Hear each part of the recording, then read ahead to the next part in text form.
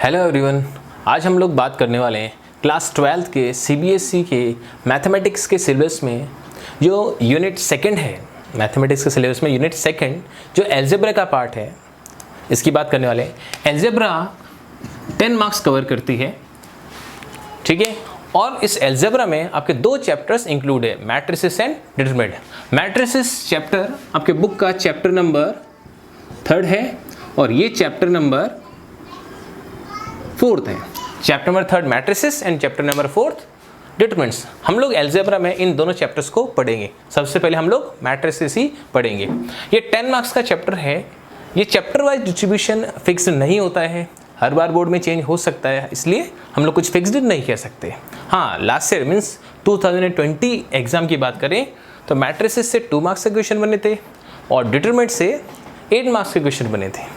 हाँ, बट ये ज़रूरी नहीं कि हमेशा ऐसा ही हो। हाँ, और डिटरमिनेंट भी हमें अगर पढ़ना है तो उसके लिए मैट्रिसेस के कंसेप्ट्स की हमें ज़रूरत पड़ती है। मतलब विदाउट मैट्रिक्स हम लोग डिटरमिनेंट भी नहीं कर सकते। तो डिटरमिनेंट के जो क्वेश्चन आए उसमें मैट्रिक्स के कंसेप्ट तो इन्वॉल्व ही थे, ठीक है। तो ये 10 मार्क्स के चैप्टर, मतलब दोनों चैप्टर मिलके 10 मार्क्स कवर करते हैं। दोनों ही बहुत ही ईजी चैप्टर है, आसानी से आप लोग समझ सकते हैं, ठीक है। मैट्रिसेस जब हम लोग स्टार्ट करेंगे, हम लोग सबसे पहले बात करेंगे डेफिनेशन ऑफ मैट्रिसेस, उसके बाद order of matrices, general form of matrices, matrix या मैट्रिसेस कह सकते हैं। मैट्रिक्स एक मैट्रिक्स को कहेंगे और मैट्रिसेस मोर देन 1 को कहेंगे, ठीक है। क्या होती है मैट्रिक्स, इसको अभी हम लोग डिस्कस करेंगे। हम लोग इसके बाद में पढ़ेंगे general form matrix, equality of matrices, types of matrices.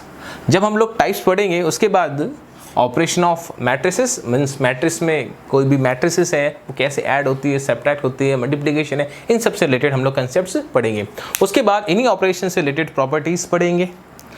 आगे ट्रांसपोज ऑफ मैट्रिसेस डिस्कस करेंगे। आगे symmetric and skew symmetric matrices, ये भी एक स्पेशल टाइप्स है मैट्रिसेस की, इसमें भी हम लोग कुछ प्रॉपर्टीज को डिस्कस करेंगे दोनों में ही। उसके बाद इन्वर्स ऑफ मैट्रिक्स, इसमें अंदर हम लोग काफ़ी कंसेप्ट्स और पढ़ेंगे और कुछ थ्योरम्स भी पढ़ेंगे। तो चलिए स्टार्ट करते हैं मैट्रिसेस की डेफिनेशन की, ठीक है। Definition of matrices. हाँ, अब हम लोग बात करते हैं डेफिनेशन ऑफ मैट्रिसेस की। डेफिनेशन क्या है, सबसे इजी डेफिनेशन मैंने यहाँ पे लिखी है, ध्यान से देखिए।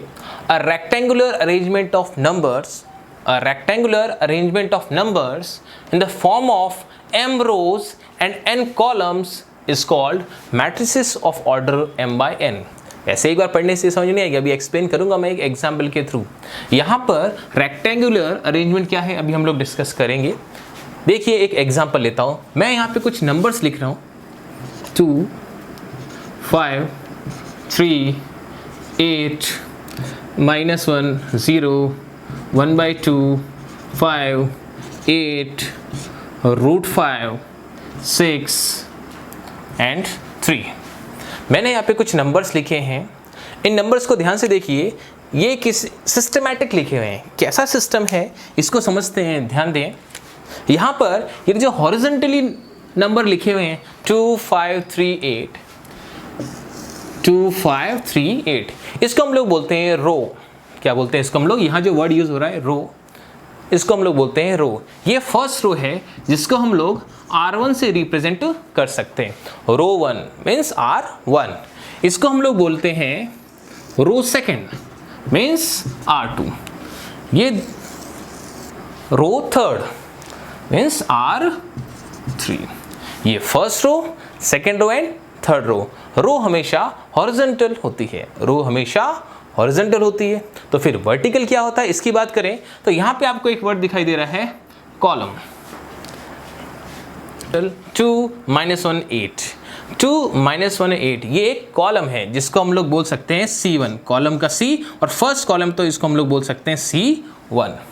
ये है सेकंड कॉलम जिसको हम लोग बोल सकते हैं C2।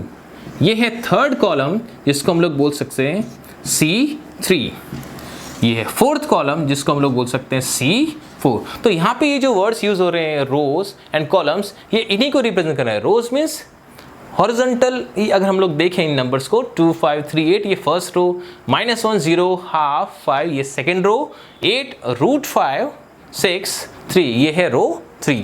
और वर्टिकली देखते हैं तो ये कॉलम्स हैं, ये फर्स्ट कॉलम जिसमें 2 - 1 8 है, सेकेंड कॉलम 5 0 √3 है, √5 है, थर्ड कॉलम में 3 ½ 6 है, यहाँ पे 8 5 एंड 3 है फोर्थ कॉलम में। यहाँ पे जो मैंने नंबर्स लिखे हैं ये नंबर्स कैसे भी हो सकते हैं, नेगेटिव, पॉजिटिव, फ्रैक्शन, मीन्स सारे रियल नंबर्स या इमेजिनरी नंबर्स भी पॉसिबल है। मैंने यहाँ नंबर्स लिखा है, ये नंबर्स जो मैंने यहाँ लिखा है ये रियल भी हो सकते हैं एंड इमेजिनरी मीन्स कॉम्प्लेक्स भी हो सकते हैं। बट हमारा जो सिलेबस है उसमें ओनली रियल एंट्रीज की ही बात हो रही है। आप लोग अगर सिलेबस देखेंगे सीबीएसई की साइट पे तो उसमें आपको ये सारी रियल एंट्रीज के बारे में वहाँ बोला है, ठीक है। वैसे मैट्रिक्स में ये जो नंबर्स हैं, ये जो एलिमेंट्स हैं, ये रियल भी हो सकते हैं और इमेजिनरी भी हो सकते हैं। मैंने यहाँ पे सारे रियल लिए हैं। आपको रोज एंड कॉलम्स क्लियर हुआ होगा। अब एक चीज़ यहाँ नोटिस करें आप लोग, फर्स्ट रो में जो नंबर ऑफ एलिमेंट्स हैं, फर्स्ट रो में नंबर ऑफ एलिमेंट्स है 4, सेकेंड रो में भी नंबर ऑफ एलिमेंट्स है 4, थर्ड रो में भी नंबर ऑफ एलिमेंट्स है 4, यानी कि सभी रोज में नंबर ऑफ एलिमेंट्स हैं 4, मीन्स सेम है। कॉलम्स की बात करें तो फर्स्ट कॉलम में number of elements 3, second column में number of elements 3, third column में नंबर ऑफ एलिमेंट्स 3 और फोर्थ कॉलम में नंबर ऑफ एलिमेंट्स 3। जब भी ऐसा होता है जितनी भी रोज हैं यहाँ पे प्रेजेंट, कैसे कितने भी हो सकते हैं, 1 2 3, मैंने जो एग्जांपल लिया उसमें 3 रोज है और इन तीनों ही रोज में नंबर ऑफ एलिमेंट्स कैसे हैं, सेम है। और कॉलम्स की बात करें, मैंने जैसा एग्जांपल लिया है उसमें 4 कॉलम्स है और इन चारों ही कॉलम में नंबर ऑफ एलिमेंट्स सेम है, सब में 3 एलिमेंट्स है। जब ऐसा होता है उसी को हम लोग बोलते हैं रेक्टेंगुलर अरेंजमेंट। रेक्टेंगुलर अरेंजमेंट में हमेशा जितनी भी रोज होंगी उसमें नंबर ऑफ एलिमेंट्स सेम होंगे और जितने भी कॉलम्स होंगे उसमें भी नंबर ऑफ एलिमेंट्स सेम होंगे। अगर ऐसा नहीं है इट मीन्स ये रेक्टेंगुलर अरेंजमेंट नहीं हो सकता। इसी को हम लोग रेक्टेंगुलर अरेंजमेंट बोलेंगे, जिसमें रोज में नंबर ऑफ एलिमेंट्स सेम होंगे एंड कॉलम्स में भी नंबर ऑफ एलिमेंट्स सेम होंगे।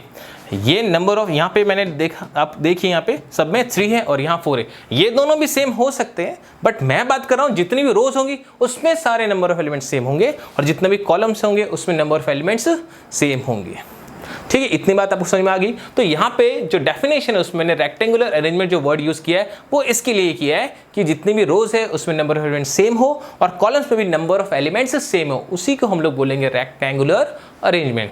तो a rectangular arrangement of numbers, ये नंबर्स ही है, in the form of m rows and n columns. Rows and columns मैंने आपको बताया, बट m और n क्या है, m और n रिप्रेजेंट कर रहा है number of rose and number of columns को। ये m रिप्रेजेंट कर रहा है नंबर ऑफ रोज। मैंने डेफिनेशन में नंबर ऑफ रोज को m कंसीडर किया है और नंबर ऑफ कॉलम्स को n कंसीडर किया है, बट इस एग्जाम्पल में नंबर ऑफ रोज 3 है एंड नंबर ऑफ कॉलम्स 4 है। तो a rectangular arrangement of numbers in the form of, अगर इस एग्जाम्पल की बात करें तो 3 रोज एंड 4 कॉलम्स। मैं यहाँ पे इस एग्जाम्पल के थ्रू अगर बताना चाहूँ तो मैं इसकी जगह 3 लिख सकता हूँ और इसकी जगह 4 लिख सकता हूँ। मैंने रोज, नंबर ऑफ रोज को m और नंबर ऑफ कॉलम्स को यहाँ n कंसिडर किया है, इसलिए ऐसा लिखा है। तो a rectangular arrangement of numbers in the form of m rows and n columns is called matrices. Is called, मैं यहाँ पे ये मैट्रिसेस प्लूरल है, मैं लिख सकता हूँ यहाँ पे matrix is called matrix, means एक मैट्रिक्स ऑफ ऑर्डर m/n। ये ऑर्डर क्या है इसको अभी हम लोग डिस्कस करेंगे। आपकी इतनी बात तो समझ में आ गई होगी कि मैट्रिक्स है क्या। मैट्रिक्स एक रेक्टेंगुलर अरेंजमेंट है नंबर्स का, एक रेक्टेंगुलर अरेंजमेंट जिसमें रोज भी होते हैं और कॉलम्स भी होते हैं। अब ऑर्डर क्या है उसको और डिस्कस करते हैं, फिर डेफिनेशन को फिर डिटेल से समझेंगे। अब देखिए यहाँ पे ये जो अरेंजमेंट लिखा है, सिर्फ इस अरेंजमेंट को ही हम लोग मैट्रिक्स नहीं कहेंगे, इस पूरे अरेंजमेंट को, इस पूरे सिस्टम को हमें एक ब्रैकेट में लिखना होता है। हम किसी भी ब्रैकेट में लिख सकते हैं इसको। हमारे बुक का जो राइटर है, एनसीईआरटी बुक का राइटर, वो इसको स्क्वायर ब्रैकेट में लिखता है। आप चाहे स्क्वायर ब्रैकेट यूज़ करें, चाहे स्मॉल ब्रैकेट यूज़ करो, चाहे कर्ली ब्रैकेट्स यूज़ करो, या इस तरह से ये 2 वर्टिकल लाइंस है, ये 2 वर्टिकल लाइंस है, आप इनके बीच में भी इस अरेंजमेंट को लिख सकते हैं। चाहे आप कैसे भी लिखो, चाहे यहाँ आप लोग स्क्वायर ब्रैकेट यूज़ करो या स्मॉल ब्रैकेट यूज़ करो या कर्ली ब्रैकेट्स यूज़ करो, या इस तरह से 2 वर्टिकल लाइंस है उनके बीच में इस अरेंजमेंट लिख दो, ये सभी मैट्रिक्स को रिप्रेजेंट करने के तरीके हैं। मैट्रिक्स को इन सभी तरीकों से लिखा जा सकता है। आपको ये दो तरीके ज़्यादा देखने को मिलेंगे आपकी बुक्स में, रेफरेंस बुक्स में, और हो सकता है एग्जाम्स में ये देखने को कमी मिलते हैं या नहीं मिलते हैं, लेकिन इन सभी तरीकों से इसको रिप्रेजेंट कर सकते हैं। आप लोगों ने 11th क्लास में सेट थ्योरी पढ़ी होगी। सेट्स को रिप्रेजेंट करने के लिए हम लोग कैपिटल लेटर को यूज़ करते हैं इंग्लिश के, या डिपेंड करता है कि ग्रीक का है तो ग्रीक लेटर भी यूज़ होते हैं वहाँ पे। हम लोग जब पढ़ते हैं तो हम लोग सेट्स में इंग्लिश में हमेशा कैपिटल लेटर का यूज़ करते हैं। वैसे ही यहाँ मैट्रिक्स में भी किसी मैट्रिक्स को रिप्रेजेंट करने के लिए हम लोग कैपिटल लेटर को यूज़ करते हैं इंग्लिश के। जैसे मैंने इसको ए से रिप्रेजेंट किया है तो मैं इसको बोलूँगा मैट्रिक्स ए। अब हम लोग बात करेंगे इस ऑर्डर की। ऑर्डर ऑफ मैट्रिक्स क्या होता है इसकी बात करते हैं। यहाँ देखिए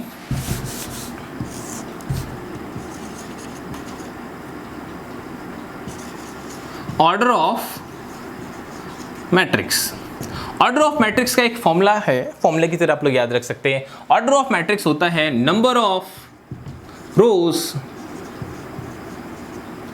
into number of columns, number of rose into number of columns. अगर इस एग्जांपल की बात करूं तो इसमें नंबर ऑफ रोज है 3 एंड नंबर ऑफ कॉलम्स है 4। नंबर ऑफ रोज है इसमें 3 एंड नंबर ऑफ कॉलम्स है इसमें 4। तो मैं यहाँ लिख सकता हूँ 3 इंटू 4। अगर मैं इसको मल्टीप्लाई कर दूं तो 3 4 12 है। ये 12 टोटल एलिमेंट्स को रिप्रेजेंट करते हैं। बट ऑर्डर की बात करूं तो हम लोग इतना ही लिखते हैं और इसको हम लोग ऐसे रीड करेंगे। ये जो 3 इंटू 4 है इसको हम लोग बोलते हैं 3/4। इसको हम लोग मल्टीप्लाई करके नहीं लिखते हैं, मल्टीप्लाई करने पर हमें टोटल एलिमेंट्स पता चलते हैं। अगर हम लोग इसको 3/4 पढ़ते हैं तब बात होती है इसके ऑर्डर की। ऑर्डर अगर इसका हमें बताना है तो हम लोग उसको बोलेंगे 3/4 ऑर्डर मैट्रिक्स। ये 3/4 है, ये जो मैंने एग्जांपल लिया है इसका ऑर्डर। और ऑर्डर को अगर हम इसी एग्जांपल में कहीं लिखना चाहें तो उसके लिए ये प्लेस है 3/4। किसी भी मैट्रिक्स में राइट हैंड साइड में नीचे की तरफ हम लोग रिप्रेजेंट करते हैं, यहाँ पे लिख के हम लोग रिप्रेजेंट करते हैं किसको, ऑर्डर ऑफ मैट्रिक्स को। हम लोग कुछ और एग्जांपल्स लेते हैं ऑर्डर को समझने के लिए। देखिए यहीं पर ये मैंने एक मैट्रिक्स ली है जिसको मैं नाम दे रहा हूँ B।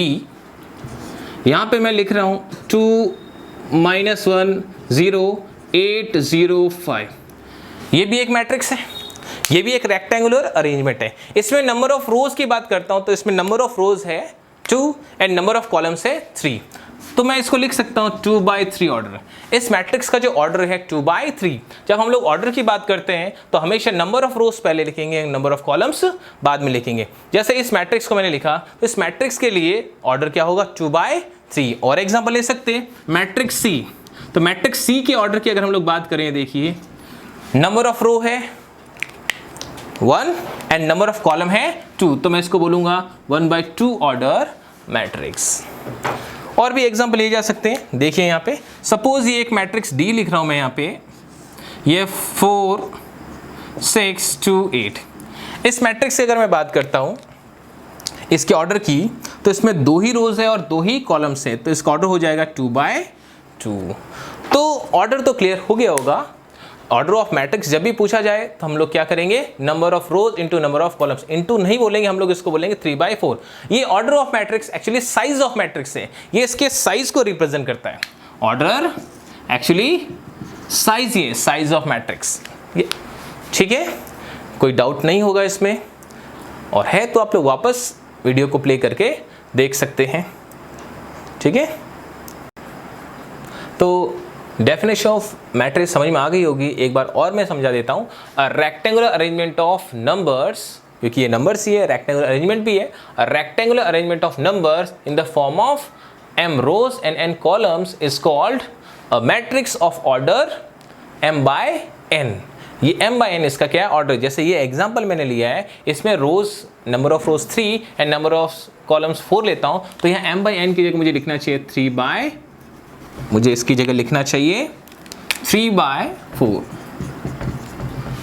आई बात समझ में? तो ये डेफिनेशन क्लियर हो गई होगी। अब आगे हम लोग बात करेंगे, हम लोग इसके जस्ट बाद में जनरल फॉर्म ऑफ मैट्रिसेस। ठीक है, हाँ। तो जनरल फॉर्म ऑफ मैट्रिक्स समझने के लिए ध्यान से समझिए। यहाँ पे मैं एक मैट्रिक्स ले रहा हूँ जिसका ऑर्डर मैं ले रहा हूँ m बाई n। अब मैं ऑर्डर m बाई n बोल रहा हूँ, इसका मतलब number of rose m and number of columns n होने चाहिए। ध्यान से देखिए, मैं यहाँ पे एक मैट्रिक्स लेना चाहता हूँ। जब मैंने जनरल फॉर्म बोला है, कुछ देखिए यहाँ पे, ये एक मैट्रिक्स में यहाँ पे अंदर अरेंजमेंट लिखने वाला हूँ, ये मैंने ब्रैकेट बनाया है। ध्यान दीजिए, मैं एक m बाई n ऑर्डर की मैट्रिक्स ले रहा हूँ, m बाई n। अगर मैं m बाई n ऑर्डर की मैट्रिक्स ले रहा हूँ तो इसमें रोज कितनी होनी चाहिए? m rows and n columns. Number of rows means ये तो है नंबर ऑफ रोज, ये है नंबर ऑफ कॉलम्स। यही हमने डिस्कस किया ऑर्डर ऑफ मैट्रिसेस में। अब इसमें रोज की बात करें तो यहाँ पे जो भी मैं लिखूंगा वो फर्स्ट रो होगा। जो कुछ भी मैं यहाँ लिखूंगा वो होगा फर्स्ट रो के अंदर, जिसको मैं R1 बोल सकता हूँ। यहाँ पे मैं जो कुछ भी लिखने वाला हूँ वो किसके अंदर आ जाएगा? Second row. फिर जो कुछ भी लिखूंगा वो होगा थर्ड रो। इस तरीके से टोटल नंबर ऑफ रोज कितनी है? m। तो R1, R2, R3 जो लास्ट में हमारे पास रो होगी वो कौन सी होगी? mth रो होगी, क्योंकि टोटल नंबर ऑफ रोज कितनी है? m है। इसका मतलब जो लास्ट रो होगी वो mth रो होगी, Rm। मीन्स अगर सपोज ये 3/4 होता तो लास्ट रो R3 होती, अगर ये m बाई n है तो लास्ट रो Rm ही होनी चाहिए। आई बात समझ में? तो R1, R2, R3 and so on, last में कौन सी रो होगी? Rm।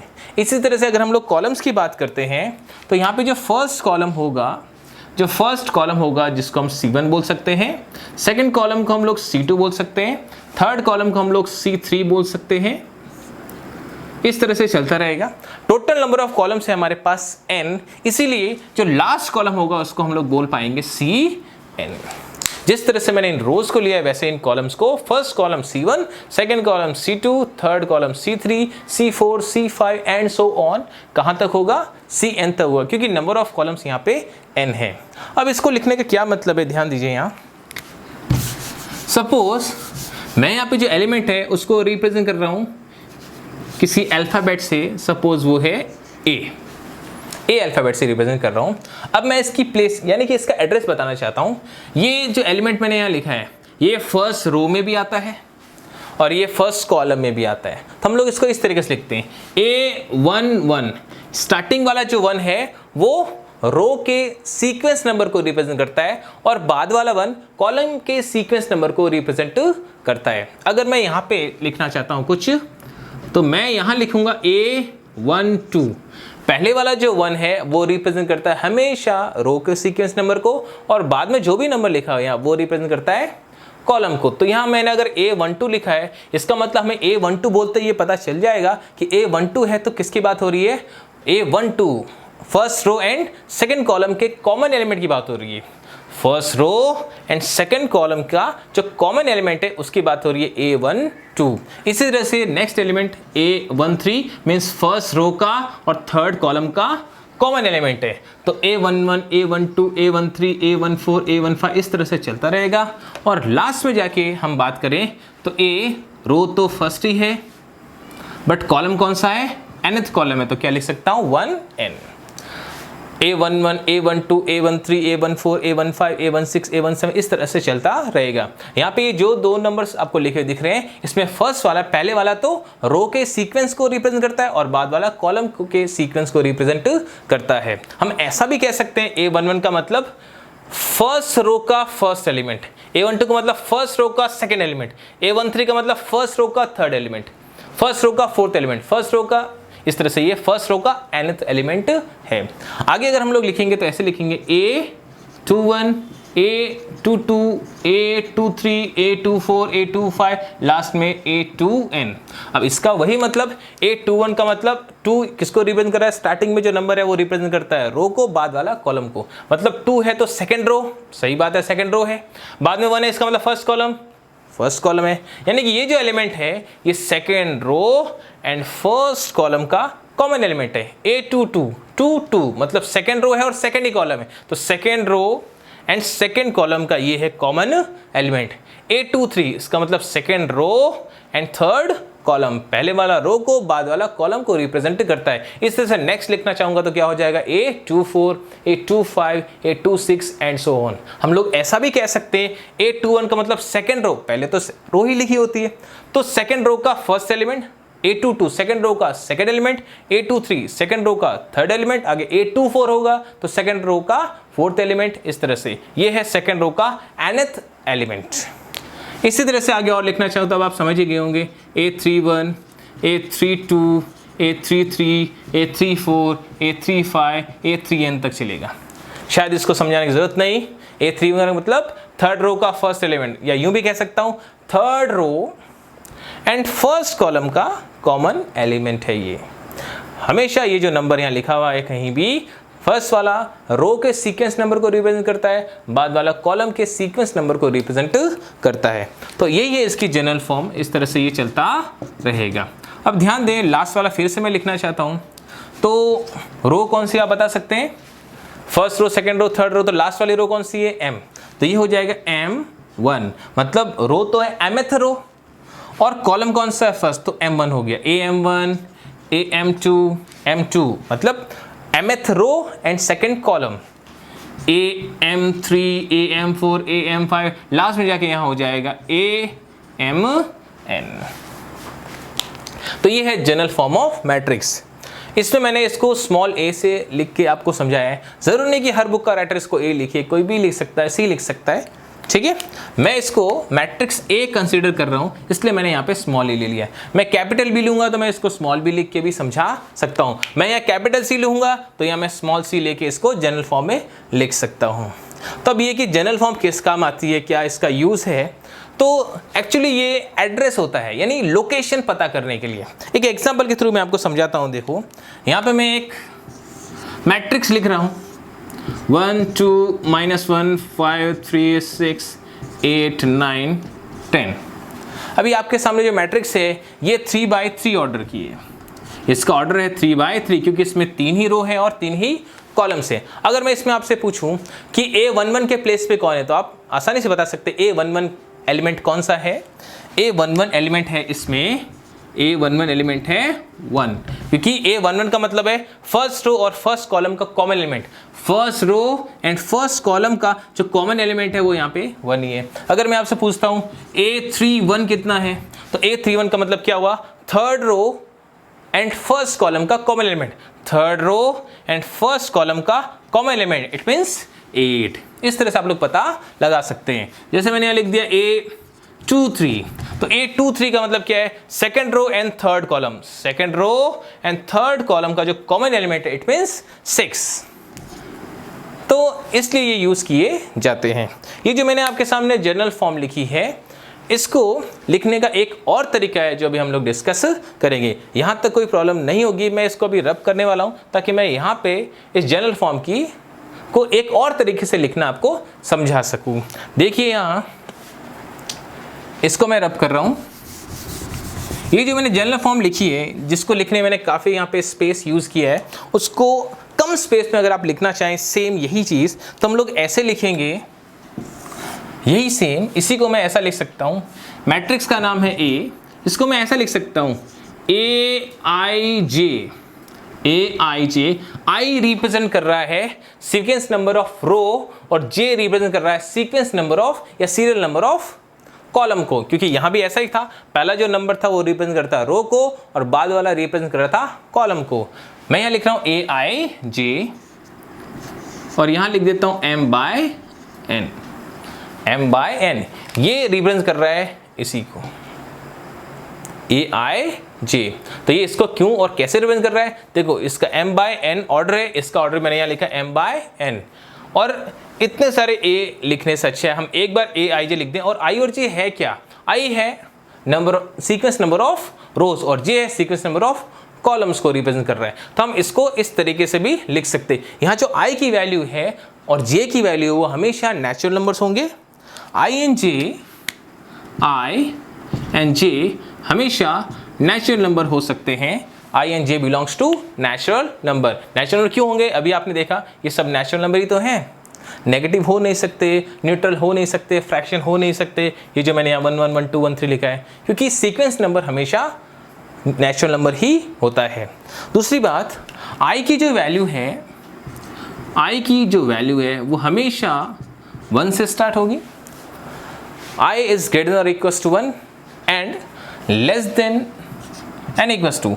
आई की वैल्यू की बात करो, यहाँ देखिए आई की जो वैल्यू है मीन्स रो की बात करूँ तो ये मैंने अभी भी बताया कि जो आई है रो के सीक्वेंस नंबर को रिप्रेजेंट करता है। तो इसमें देखिए रो का जो सीक्वेंस है ये first, second, third, fourth, fifth, sixth कब तक, एम तक होगा। तो मतलब आई की वैल्यू क्या हो सकती है, I is greater than equals to 1 and less than equals to m।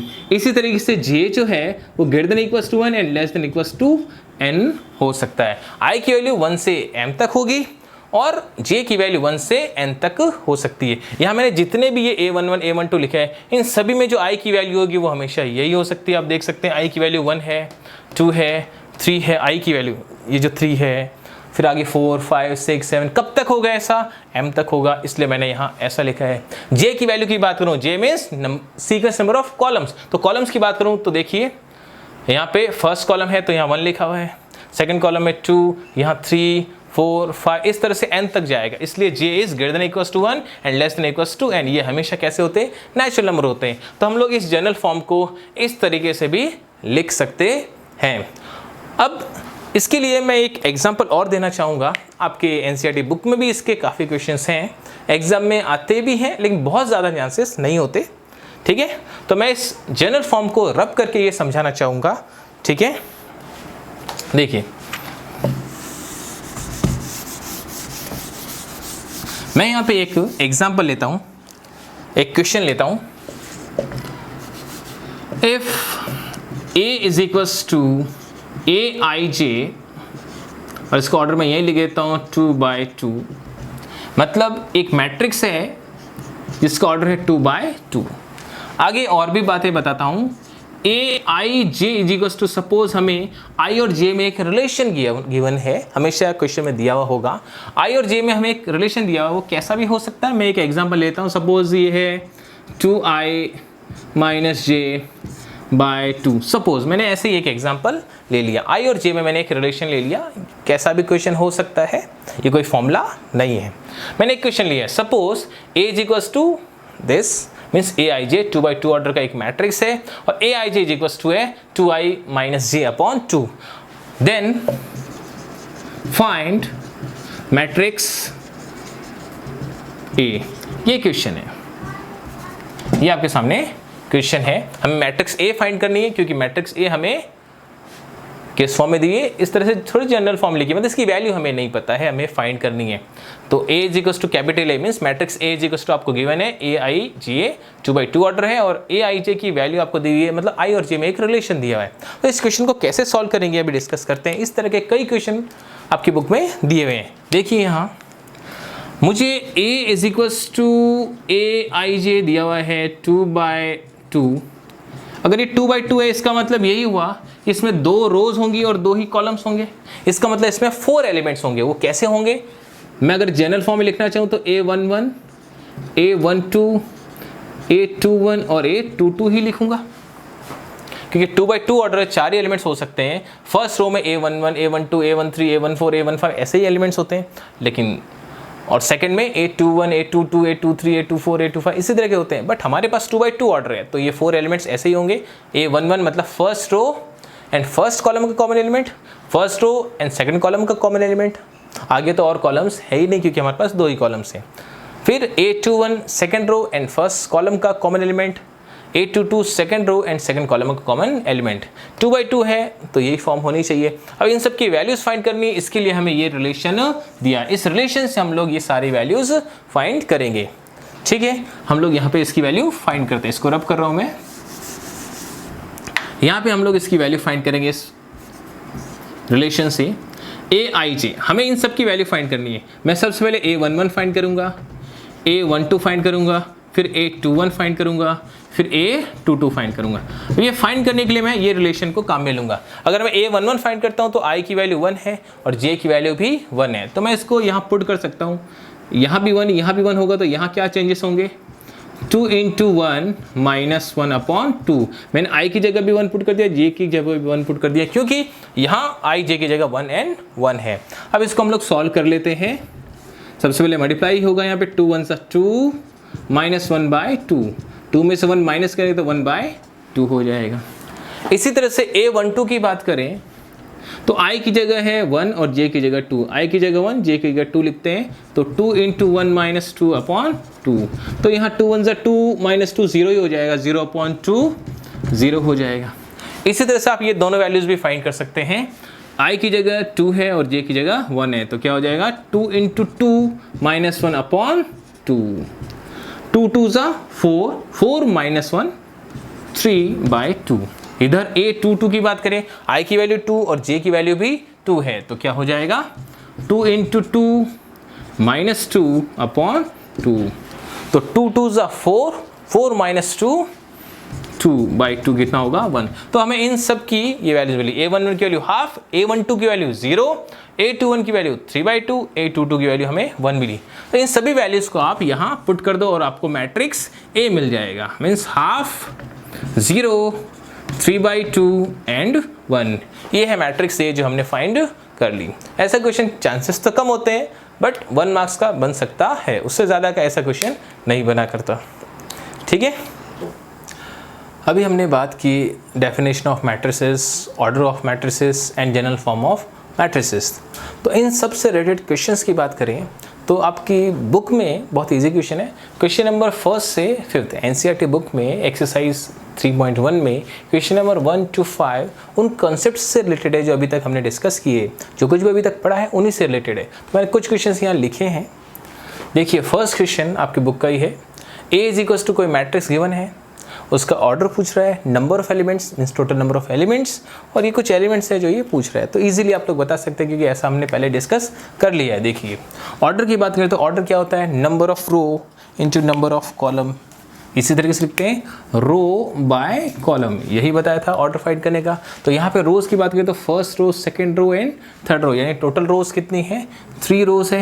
And columns की बात करें तो first, second, third and fourth 4 columns है। तो इसका ऑर्डर हो जाएगा 3/4। Order of this matrix is 3/4।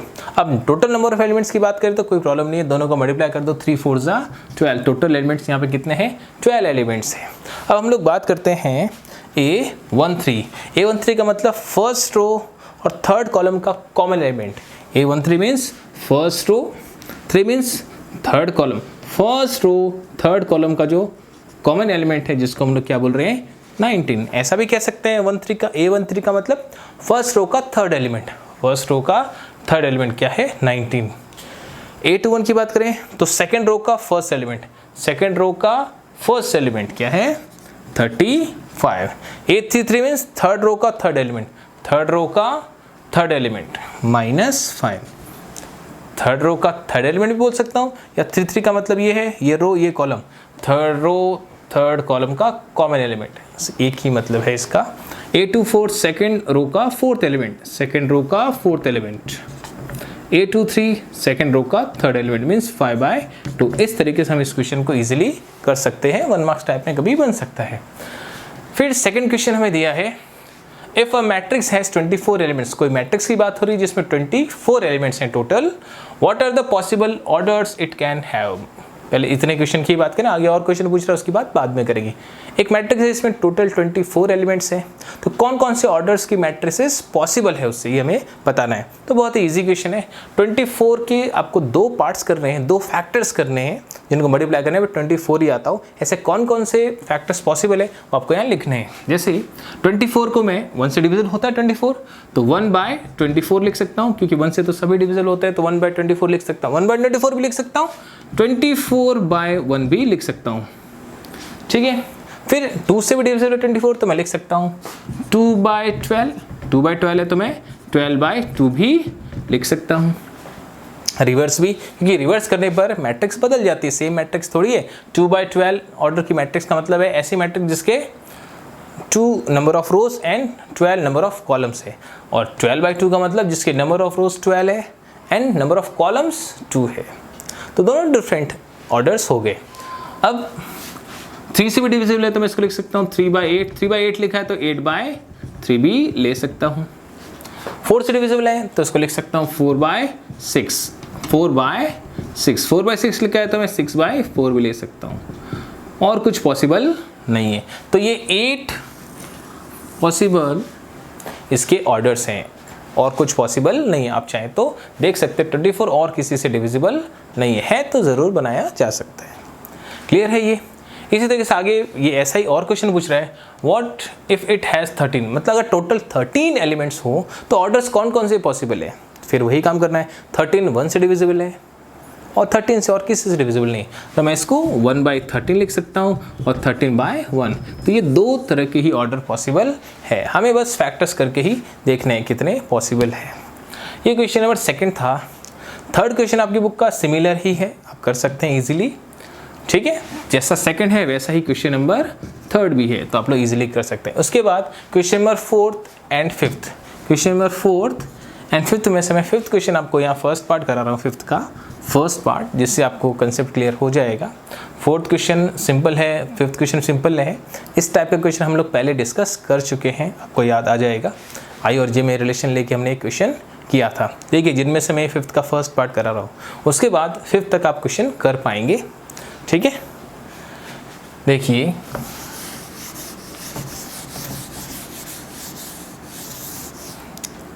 इस क्वेश्चन नंबर 5th में 3/4 ऑर्डर का एक हमें मैट्रिक्स फाइंड करना है और आई और जे में एक रिलेशन हमें दिया हुआ है। तो 3/4 ऑर्डर का मतलब ये हुआ A11 जिसके 3 रोज हैं एंड 4 कॉलम्स, मतलब A11, A12, A13, A14, A21, A22, A23, A24, A31, A32, A33, A34। ये हमने एक मैट्रिक्स बना दिया जिसका ऑर्डर है 3/4 ऑर्डर है। अब ये सारे एलिमेंट्स की वैल्यू हमें फाइंड करनी है, तो इस रिलेशन का ही हम लोग यूज़ करेंगे। ये रिलेशन हमें क्या दिया हुआ है, Aij is equals to half minus 3i plus j दिया है। इस रिलेशन का यूज़ करके हमें इन सब की वैल्यू फाइंड करनी है और यहाँ पुट करना है। तो बस इतना सा ही काम करना है, अभी करते हैं। A11 फाइंड करना है, A11 मैं इनमें से कुछ आपको फाइंड करके बता देता हूँ, इसी तरह से सारे फाइंड करके आपको इनकी वैल्यू पुट करनी है। इसकी वैल्यू फाइंड करनी है तो सारी वैल्यूज़ फाइंड करके यहाँ पुट करनी है। देखिए मैं बताता हूँ, A11 की वैल्यू फाइंड करता हूँ। A11 फाइंड करते हैं तो क्या हो जाएगा, हाफ i की वैल्यू भी 1 है, j की वैल्यू भी 1 है, तो ये हो जाएगा -3 × 1 + 1। i की वैल्यू भी 1 है, j की वैल्यू भी 1 है, तो क्या हो जाएगा ये हाफ -3 × 1 = -3 + 1, -3 एंड +1 होता तो -2 है, बट इस मॉड्यूलस की वजह से हो जाएगा ये +2। मॉड्यूलस का मतलब ये है नॉन नेगेटिव, मतलब नेगेटिव नहीं हो सकता। -2 तो -3 + 1 -2 तो हो रहा है, बट इस मॉड्यूलस की वजह से वो पॉजिटिव हो गया।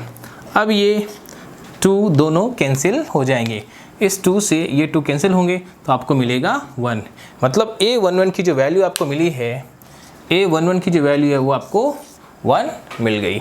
इसकी वैल्यू हमने फाइंड कर ली है। इसी तरह से A12 की वैल्यू फाइंड करें, A12 की, तो A12 की वैल्यू हो जाएगी, देखिए यहाँ ये जो हमें रिलेशन दिया हुआ है इसके थ्रू हम लोग A12 फाइंड करेंगे।